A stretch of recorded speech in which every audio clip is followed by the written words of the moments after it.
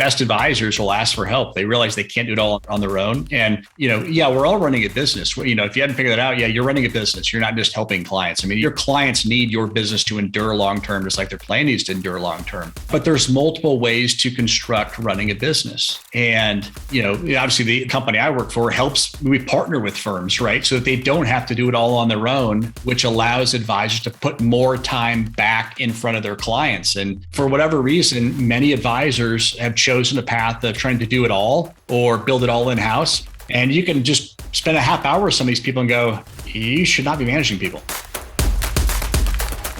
Welcome, Model FAs. David DeSalle here, president of Model FA and your host of the Model FA podcast. Really excited to bring today's guest to you. Before we do so, one thing that I wanted to make you aware of is we'll actually be at the Riskalyze conference later on this year in October. We got a booth there, so feel free to come and check us out. And if you haven't gotten tickets yet and you are interested, if you use the promo code MODELFA, you get some money off that. So would invite you to do so and would invite you to come and meet in person. But without further ado, we have Steve Atkinson here, who is the managing director of Buckingham Strategic Partners. And he oversees the relationship experience with advisors and their clients that they have with the firm in conjunction with many other resources available to advisors from Buckingham. And with that being said, Steve is a graduate of the University of Nebraska, Omaha, with a bachelor's degree in finance and banking. He holds the Certified Fund Specialist TM designation, along with previously passing the FINRA licenses, 7, 24, 66. Some of Steve's favorite learnings since entering the business in 1996. Steve, for context, I was 6 years old, but we're from Dan Sullivan's strategic coach program that he participated in 99, 2002. And he also enjoys the admired leadership content from CRA Inc. And we're going to be spending a lot of time on that today, which I'm excited about. And that really has been the basis for the BSP Admired Advisors program since 2013. Now, a side note, in his spare time, he enjoys watching his daughters play soccer and boating, golfing, skiing, or throwing a fishing line in the water when the opportunity presents itself, which is not today because he said that it's trying to snow by him right now. But Steve and his wife, Laura, have 3 daughters, and they live in Omaha, Nebraska. But Steve, this has been a long time coming, so welcome to the show, and I appreciate you spending some time with me. Yeah, David, thanks for having me on. Appreciate you reading all that. It's a little painful listening to it. And whenever I'm on a podcast and I send over a bio, it's like, all right, get through it. So I hear you. So before we get into the phrase admired leadership that was noted in your bio, and we're going to stay, kind of in that leadership lane today, I just want to kind of help set the stage for all of our listeners and give them some context. So you've been in the industry for a while. How'd you get started in this industry? Did you get started right out of college? Were you doing something else? Like, what were those beginning times like? So you mentioned 1996. So I wasn't much older than you, actually. Yeah. to your point, it was right out of college. I had an opportunity to work for a local, at the time, a TAMP, right? So a turnkey asset management provider named CLS, which has now grown into what is today Orion.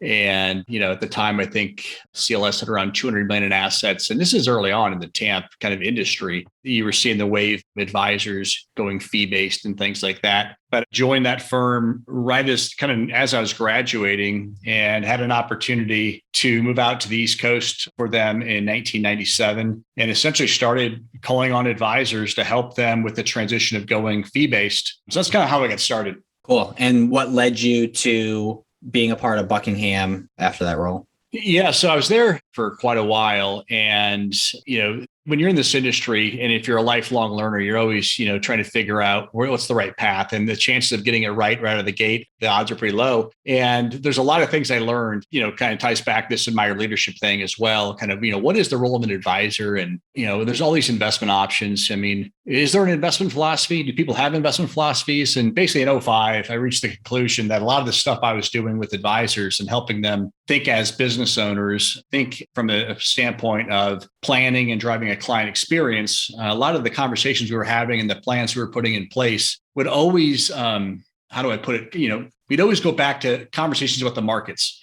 And I'm like, well, I remember having this discussion with an advisor on at the time, like the swine flu or the Asian bird flu or whatever it was, one of the flus back in the early 2000s, going, why are we having this discussion about what this did to the markets when we're talking about your client's life and all these things going to work towards? And I had a couple of advisors that shared with me kind of their light bulb moment of how they reached the conclusion of where they were at from an investment philosophy standpoint. And after the second or third time I heard it from a different advisor, I realized what I'm doing now is not aligned with my own beliefs from an investment philosophy standpoint.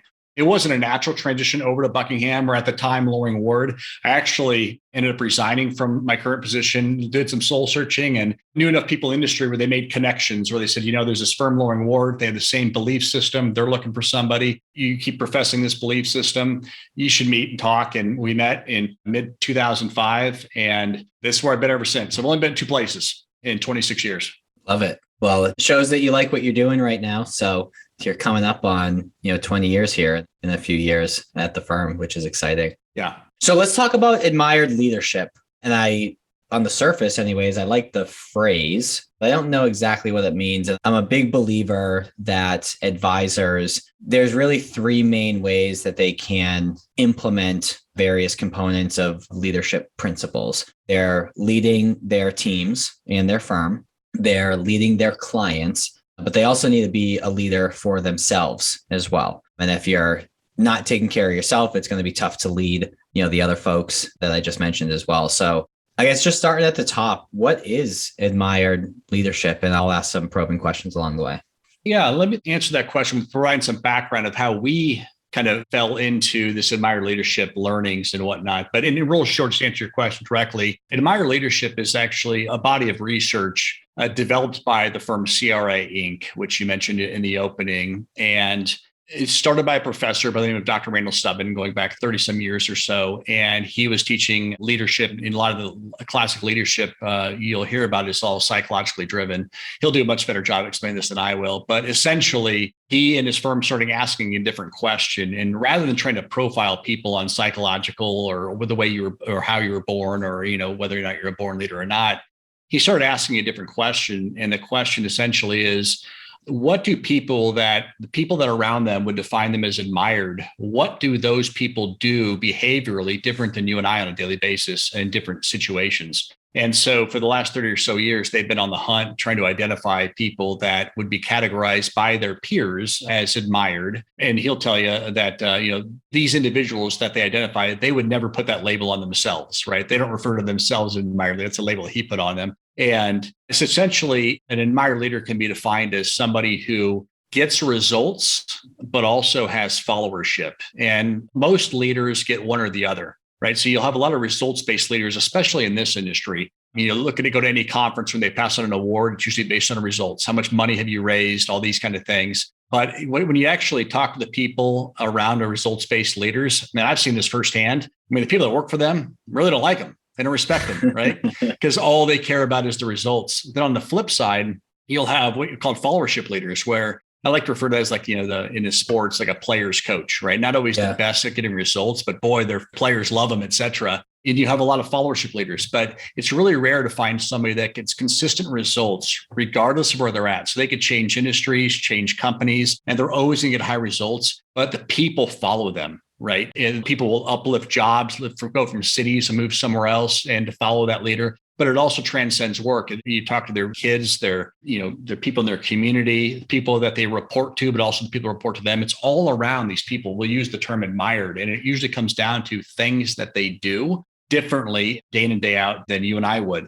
That's kind of a quick background, but how we fell into this, in our industry, going back to 1996, for example, at that time, we were trying to solve, and a lot of firms trying to solve the investment problem. Like, how do we deliver a better investment experience? And I would argue that that's been solved right now. If you don't feel like you've solved it, keep looking, ask around. A lot of people have solved the investment problem. If you're trying to get market returns, they're there. surprise. So the idea of underperforming is really a question that maybe you're doing something wrong if you're underperforming the markets, because the market returns are there these days. And they have been through, a lot of the index products and things like that. But so when we kind of solved that, and then, when we felt like that investment problem solved, we were like, okay, well, what's the next, why aren't advisor businesses running great? And why aren't clients always so ecstatic? Then we realized, okay, well, you might have the right portfolio, but is there something else to it in the experience? And in the late 1990s, you saw a lot of research coming out around behavioral finance, right? So Daniel Kahneman wins a Nobel Prize in economics for basically psychology, right? So for his behavioral finance stuff, and you realize that there's a huge behavioral component to investing. So at our firms, we spend a lot of time coaching clients and thinking about how do we set expectations? How do we meet expectations? How do we kind of manage that behavioral side of things? And I can make an argument that some of the best advisors you talk to today are great behavioral coaches, right? They figured that part out. But not every advisor's practice is going well either, right? There's still all these problems. Like there's only one thing left, and it's the advisor. And that's when we stumbled across, when we were trying to answer the question, what is going on with the advisor? How can we improve the advisor in this relationship of the money, the investments, and the client? How can the advisors get better? And, I don't know where you fall on this, but I think everybody has a different opinion. But, a lot of advisors, when I talk to them, and I've talked to over 1,000 of them, they didn't get into the business, to, run a business. Like they got into the business to help clients. They wanted to help people. They had a skill set. They were likable. They were charismatic. And a lot of them end up like, now they're running a business. They say, holy cow, I got to run P&L. I got to hire staff, and we got a CCO. I got to be HR, all these things. And you realize that it's not ideal. And when you add all those things up, staff, and your clients, you realize a lot of people are relying on that advisor. And that's the definition of a leader. So we stumbled across CRA about 10 years ago and started learning their modules and some of these behaviors that people do, these admired leaders do. And we're like, oh my gosh, this is exactly what an advisor does. I mean, for an example, advisors give feedback and counsel every single day. It's like, imagine if you knew what the most admired leaders do and how they give feedback to people. And imagine if you, an advisor, could start taking those behaviors and making them their own. Think of the reaction clients would have, not just clients, but everybody around you, your family, your colleagues, your friends, et cetera. Imagine how you might show up differently in that equation. And it all starts with, you got to accept the fact that you are a leader and people are relying on you to get their own outcomes and to get somewhere else down in the future. So there's a lot there, and I have a lot of different questions that I want to follow up with. And I want to go back to one of the things that you mentioned around, if you haven't figured out your portfolio constructing or investment philosophy yet, we've kind of had that dialed in with indexing and things like that. One of the things I've been helping advisors out with a lot is how to handle the objection, I guess we can call it, when a prospect is, balking at their fee and they say, well, oh, you're just indexing, so why am I paying you? And how I've been helping them up through this point is really leaning into the planning aspect and the value that they get from there. But I feel like they could also increase their value proposition by figuring out how to articulate this leadership component and leading their clients. So I'm kind of putting you on the spot here. So you may have a succinct response, or you may be kind of thinking out loud, with me today. But how would an advisor articulate to a client the value that's brought to the table by being a good leader for that client? How could we articulate that?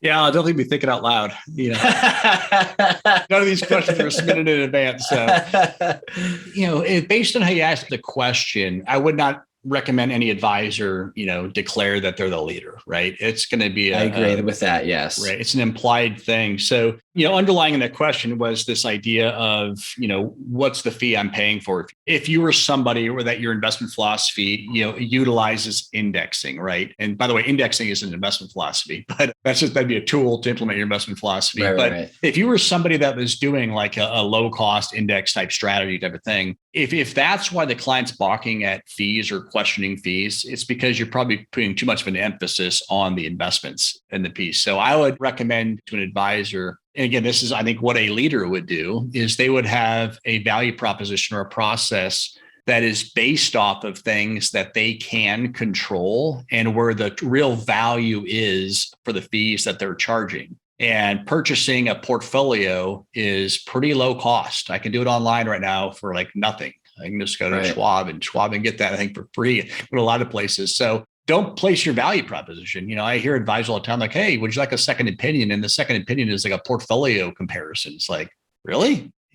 So again, we advocate, and I think a leader would start with having some sort of a life-based conversation. I mean, at the end of the day, you're talking to a client who's a human being. I understand the money is where you're going to generate your fee from, but you're actually generating your fee from the client. And there's a lot more that's going on in their life than asset allocation. So again, starting the conversation around life discovery, which is going to open up all kinds of things that client needs help with. Portfolio allocation is just one of those things. It's a critical one, but it's one of many things. So if you start the conversation on the broad, big picture of the client, and on my experience, advisors that are doing that, you're not seeing fee pressure. Well, I like that you made the note of, don't declare that, I am your leader when you're in front of them, but it's more of an implied realization on behalf of the client through bringing them through your process and things like that. And I think about how you can imply that or even just like the characteristics of a good,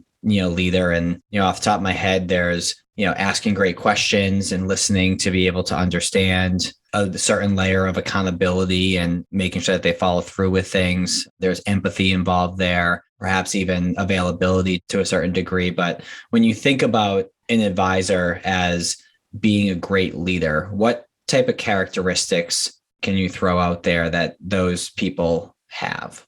Yeah, I think they have a very clear way to articulate what they do and who they serve. First and foremost, right? Leaders aren't wishy-washy. So we were talking beforehand around one of my favorite books, which is called The Essential Wooden. It's basically a book on John Wooden, right, in UCLA. And he recruited, for example, a type of player, and he to what he called the UCLA way, right? And everybody kind of knew about this style, right? One of the things that was well known was, your first practice as a player on the UCLA basketball team, you actually get taught how to tie your shoelaces. And it sounds silly, right? And I think a lot of people maybe even like, no way, right? And in the book, his name's drawn a blank for me right now, but, Hall of Fame basketball player. And he was kind of a rebel. And sure enough, the shoelaces exercise comes out. And he's like, are you kidding me? I'm like 18 years old. I know I should tie my shoelaces. But John Wooden had a process, right? It's either you're going to do it this way because we're going to cover the basics and the fundamentals because we should never lose a game because our shoelaces are untied. We're not going to lose a game because we try to behind the back pass, and which has a low probability of connecting when you can do a forward pass. All these things that he stood for. So I think an advisor needs to be very clear of who they serve and who they don't serve. I think those are equally important, and build a system and a process of how you engage clients, why you ask certain questions. So it ties into the entire experience. And in my experience, most advisors haven't thought that deeply about, their process and their experience. There's still a lot of advisors I talk to that, they get that prospect or that introduction and they're like, well, gosh, there's revenue here and I can change the client, which never works, right? If they're not a fit today, they're probably not going to be a fit tomorrow. And unfortunately, we find out the hard way down the road that we part ways with our clients. But yeah, so that's why, long way of saying, have a very clear definition of who you serve and also who you don't serve, and have your entire process built around making sure it validates and backs up why you serve, who you serve. Yeah. And to expand on that, I think it's important to define who you serve beyond just what the amount of their assets ends up being. So it can't just be, I serve people who have over $1 million, but it's what characteristics, what professions, what stage of life, things along those lines. So we've had a couple instances, so when COVID, first became a thing, the markets took a big downturn. As of late, the markets, I feel like, are bipolar, depending on the day that you look at it. So let's just call it uncertainty.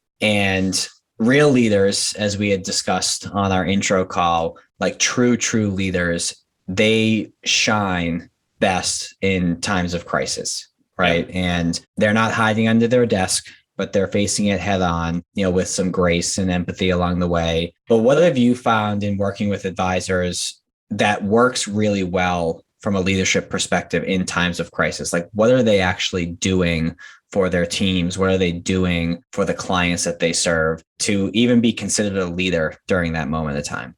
Yeah. Well, by the way, that's a big module, right? In this whole admired leadership content. And you're spot on. I mean, the best advisors, to your point, shine during times of crisis. And there's a couple of things that stand out to me of when you do things and when it works. Number one is you're upfront with your clients right out of the gate.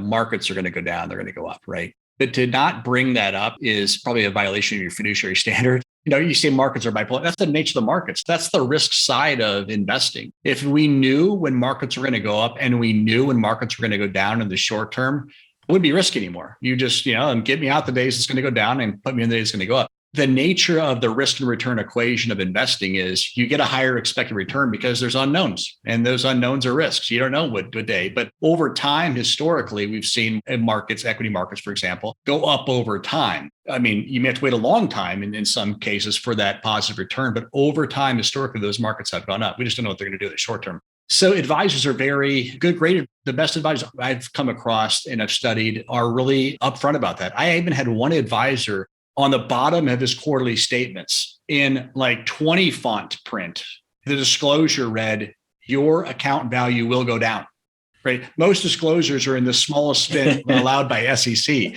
He was very upfront. He wanted to have that conversation. So he made it very upfront, like, read this and ask me, what do you mean it's going to go down, right? We need to have that conversation before it happens. Same thing with staff. Things are going to happen. So that's one thing. Being present is huge. That's a behavior of, when things are tough or you suspect things are tough, and this could be markets, this could be a life situation. Being present, letting them know that you're available, maybe providing your cell phone number. It probably never gets called, but letting your clients and staff and people around you that you care about have access to you is a key thing. Now, they probably will rarely take you up on it, but making them aware that you care enough about them that if there's something they need to talk about, you're available, regardless of the time or how you access them. We know all too many advisors, when the markets go down, right, they're not being proactive, they're not being accessible. They probably don't mean to. They're probably just busy like the rest of us. But what might your client be thinking? Like, oh my gosh, they're probably so darn busy, I'm not going to bother them.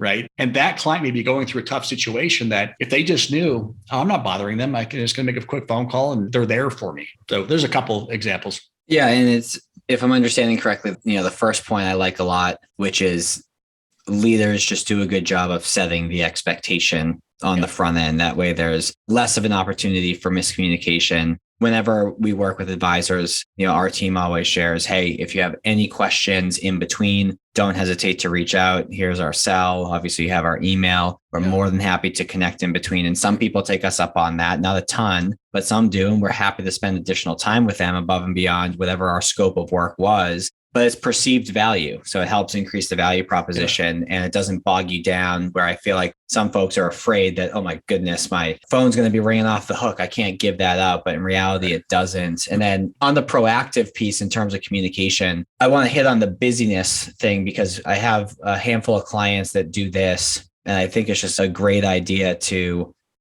I don't want to say check the box and diminish the action, but as a way to be proactive, but not get bogged down. What they'll do is they'll shoot a quick little video that they'll send out to their client base and just give it to them straight as to what's going on and what they're seeing and what they're doing behind the scenes. And basically what they're doing is they're taking all the individual conversations that they would have had in a repetitive fashion and capturing it in a video. And then at the end of the video, they just say, if this video was helpful and things are good on your end, then leave it at that. And that's totally fine. However, if you'd like to have a more one-on-one conversation, below this video is a link to my calendar. Feel free to set up a time to chat. I am more than happy to chat with you. And what they're finding is that for most people, 95% of their clients, that video is enough.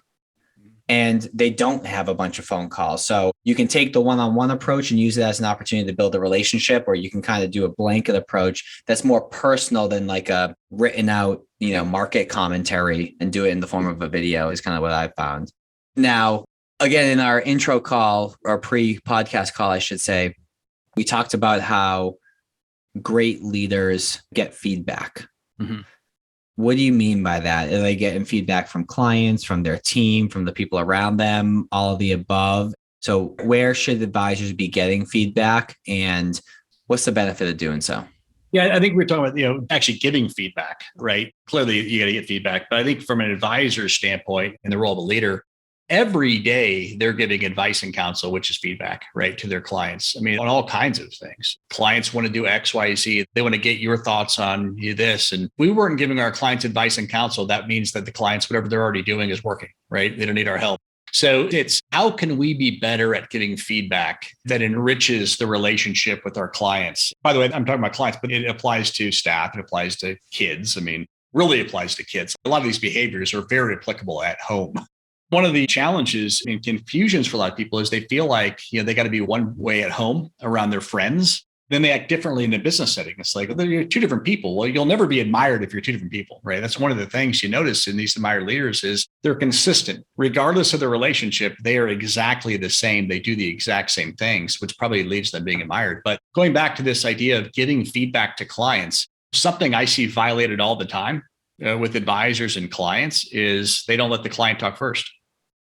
I mean, the idea of, let's say you have a recommendation. There's two big ones that just came to mind, actually. So one is your client's asking you for advice, right? So they're, what should I do? One of the best things to do, probably the advisor, is after they do some education is say, all right, based on what we talked about, what do you think we should do? Let the client take the first step. So imagine the client actually makes the exact same recommendation you would have done after your conversation with them. You just say, that's spot on. I couldn't agree more, right? But all too often, advisors never ask that question and they just give feedback. And now the clients are taking your advice, or maybe they have to buy into the idea. And then 6 months later, something happens, it doesn't go exactly as planned. And they blame it on you. You're having that weird conversation. It's like, what happened here? That's a small behavior of just have your client talk first, because that way you'll know where they're at and you're not leading them to an outcome. Another one that just jumped out as I was beginning to answer that question was all too often, advisors end meetings or end conversations without a reason to have the next conversation with their client, right? It's like, we have our quarterly meeting. It's like, okay, we're going to meet again because it's another quarterly meeting. But there's no reason other than it's a quarterly meeting. And I've seen some of the best advisors where the client will ask a question in a meeting and the advisor still doesn't have a reason for the next conversation. And they've got a really good answer. And they just say to the client, that's a really important question that deserves a really thoughtful answer that I don't have right now. I need some time to think on this, and let's reconvene in 2 weeks. Right. So they're finding a reason for the next conversation, because we've learned in our studies with CRA and whatnot is the longer and more times you have of contact with someone in a relationship, the deeper those relationships go. It isn't the length of time, it's the frequency of contact, not the length of time you spend. So it's funny that you just said that. I don't think that trust in relationship building takes time either. I think it's based on the accumulation of experiences, which is just a different way of saying what you just said. So I appreciate you unintentionally confirming my belief with what sounds like actual research to the company that you've done that with. So that makes me feel good. And then before we, kind of start wrapping up and transitioning over, I know you already mentioned the book, but perhaps we can go a little bit deeper. What are some things that are, I guess, red flags where an advisor does this and it's like, hey, you're not a leader based on what you just did or what you just said? It's kind of like a mirror conversation. You look in the mirror, figure out if you're a leader or not. Like, what are some things that people should be looking out for? Yeah, I mean, the thought of saying you're not a leader, I'll keep that in my own head. I would never say it to somebody.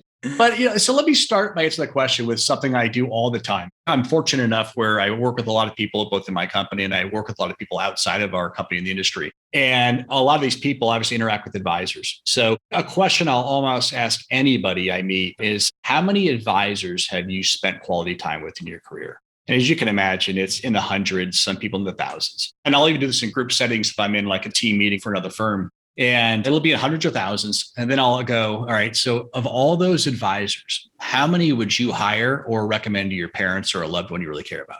And immediately, this happens every single time. The answer of the hundreds to thousands that they've talked with, it goes to one hand. Maybe, I think one person got it on two hands. So at most 10 people is of all these hundreds and sometimes thousands of people, advisors they've worked with, they can narrow it down to very few that they would actually hire themselves. So I use that as a backdrop because you asked about red flags. I was asked this question recently, like, what are the characteristics of the 5 to 10 that make the cut? You're just asking the opposite question. Some of the things that are red flags, and again, you got to be really honest with yourself. when you're as an advisor working with somebody that's in the industry, that gets to see you in all kinds of places, they see how you behave at a conference, right? They see how you treat the staff or the waiter at a restaurant. They see how you treat your staff when your clients aren't around. Then they also see how you act when your clients are around. There's almost like, in many cases, two people that show up. And who you really are is either in the middle or it's on one of the extremes. So people that have different access to advisors see a lot of different things. And again, on the flip side of your question, they always tell me when I say, what's different about the 5 or 10 you say, almost exclusively, they say they're the same person everywhere I see them. Because as an advisor, I want to hire someone that when they tell me something, this is who they are and what they believe, not they just want to tell me that because I'm a client and they're trying to look the right part, right? So other red flags are if you're not truly doing planning. You brought this up earlier, David. So many advisors, we've all learned, we all learn from each other, build a nice website, talk about planning, use all the words, use all I'm a wealth manager, wealth advisor, all these kind of things. It sounds sexier than stockbroker or financial advisor or investment advisor. But where the rubber meets the road, though, most advisors aren't doing in planning. I mean, they might help with tax and then they do investments. And I guess that's planning to some degree, but it's a very small planning piece, right? And very critical and important, but there's so many more things clients are staying up at night or they're waking up at night concerned about or wanting to capitalize on an opportunity that doesn't have anything to do with taxes or investments, right? But your taxes and investments might impact that decision, or your investments may be eroded because you didn't protect from that decision on these other things. So planning, like when we teach advisors how to do life discovery, a typical discovery meeting, you'll end up with probably minimum a dozen, but in many cases, 20 some things you need to work on. One of those might be asset allocation, right? The red flag is if you don't have an ongoing lengthy list of things you need to work on for each of your clients, you can probably enhance your discovery and your overall conversation with your clients, like any good leader would. They don't leave holes out there. They know their people so well, and your clients know they know you well. I use this term raving fans, right? Every advisor wants raving fans. Well, I asked the advisor, how much of a raving fan are you of your clients? And how can I see how much of a raving fan you are of them? And what are you doing that demonstrates to your clients that you're their raving fan? So I've been, and for those listening, I don't know if this is going to make a little clip that we'll post out there too, but I've been smirking this whole time that you were going through that piece because I think about the perspective that we have the opportunity to have with advisors because of the fact that we're helping them solve different problems, which as a result, we get to know all the problems that they have. So I can see how we may know all these advisors, but there's a handful only that we would trust with our own dollars or, with our family's dollars. And I judge advisors based on like that list that I would create on my own is how also they go about solving those problems. Do they get flustered and overwhelmed, or do they tackle it head on with some grace? The way they treat their staff or even talk about their staff when, it's just us talking. So it's just funny because we get to see all the challenges that they're experiencing. So I can see how that list gets, trimmed pretty quickly. Yeah. And by the way, I don't want this to sound like there's a bunch of, ill-intended people out there. It's a difficult job advisors have, They have the right intentions. Yeah, I agree. And they want to take care of their clients. But I guess what I was getting at when I was sharing that piece is, as you mentioned before, there comes a point in time in an advisor's career where they wake up and they're like, wow, I actually have a business and this is what I signed up for. That's right. And when you come across the advisors that just want to be advisors, but are also tasked with running a business, you can start to see how things can break on their end, which may spill over into the service that they're providing because they didn't get into this to run a business. They got into this to help people. Yeah. One of those characteristics is, are you too good to ask for help? Right. And the best advisors will ask for help. They realize they can't do it all on their own. And we're all running a business. If you hadn't figured that out, you're running a business. You're not just helping clients. Your clients need your business to endure long-term, just like their plan needs to endure long-term. But there's multiple ways to construct running a business. The company I work for we partner with firms, right? So that they don't have to do it all on their own, which allows advisors to put more time back in front of their clients. And for whatever reason, many advisors have chosen a path of trying to do it all or build it all in-house. And you can just spend a half hour with some of these people and go, you should not be managing people. Right. But they feel like, this idea of a lot of people are playing office, right? Like well, I'm just going to do all this stuff because I think it's what I'm supposed to be doing. And the reality is there's other ways to construct being a business owner that allows you to have your unique ability of probably sitting in front of clients. And that's where your clients teach you the most too. Yeah, I think too, a good sign of leadership and the advisors that I enjoy working with the most, the ones who are already very successful and yet are able to keep an open mind, suppress their ego, because that's when they can actually learn. So I think that's a good quality to add there. We've had a leadership episode previously, as I mentioned, but it was a total different flavor of leadership than this. It was more so leading yourself and leading a team of advisors that are on your team. So I like the perspective of leading clients and including that in your value proposition. With that being said, for those of you who this may be the first episode of ours that you're listening to, one thing that we do ask all of our guests is what one of their favorite books is. And the reason why we do so is because we're having all these great people on the show. And if you're looking to continue to learn, you may not know where to start. There's so many books out there. So I figured we'd use this opportunity to, start to distill a reading list from all the guests that we have.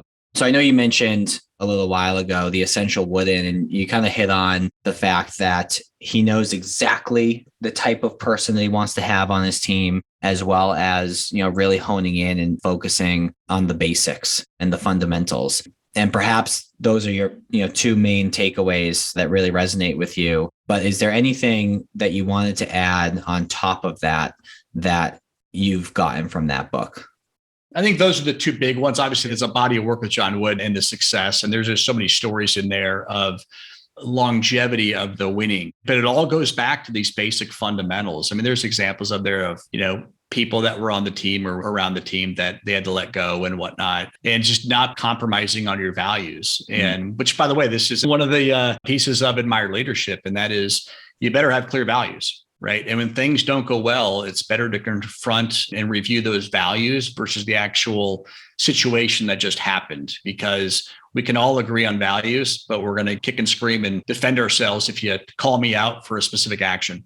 Yeah, for sure. Well, awesome, Steve. This was great. If I'm an advisor and I've woken up and realize, oh no, I have a business and this isn't what I signed up for, and perhaps I'd like to offload some of these responsibilities and partner up with a firm like yours, what's the best way for someone to learn more and actually get in touch with you guys if they'd like to explore what you guys do over there at Buckingham? Yeah, probably the best way is just check out the website, review it, make sure it does align with kind of what you're thinking. But buckinghamstrategicpartners.com, all the contact info is there if you want to explore a conversation. And we kind of follow our own preaching. We have a long upfront discovery process, because when we do work with advisors, we want it to be a long-term relationship. We have relationships go 30 years at this point, right? So we're not looking for short-term, and then you leave. If you want to have a conversation, if you're looking at the website or listening to this, it'll be a friendly conversation with no pressure. We truly love helping advisors think through their challenges, just like I hope you love helping your clients think through all their challenges. I appreciate the opportunity. Of course. And for everyone listening, obviously being in the consulting space, I have not had an opportunity to obviously utilize Buckingham services firsthand, but I have had an opportunity to, build a relationship over the last year or so with Steve and other members of his team. So I can't vouch for their service offering, but I can vouch for the people. I think that that's a reflection of the service that they provide. So Steve's a great guy. The other folks on their team that I've had an opportunity to meet are great people. So if you are interested in chatting with them, feel free to reach out. And Steve, on a total side note, we're recording this in the beginning of April. So at some point in either May or June, it's not planned yet, going out to visit Dan Allison in your neck of the woods. So when I book that, I'll let you know, see if you're around to get together in person. Please do. That'd be great. The weather should be decent by then. Well, that's why I said May or June. I'm not looking to come out there right now. I'm already in sunshine land down here in Florida, but come up for the College World Series. That's always a good time in June. Oh, in June. Okay. That's actually a really good idea. Well, cool. Appreciate you joining. And for everyone listening, thank you so much for your time. We'd love it if you share the episode, leave us a review on iTunes. All that stuff really helps making sure that this gets out to more advisors. So appreciate your help in advance, and we'll catch you on the next episode. Take care.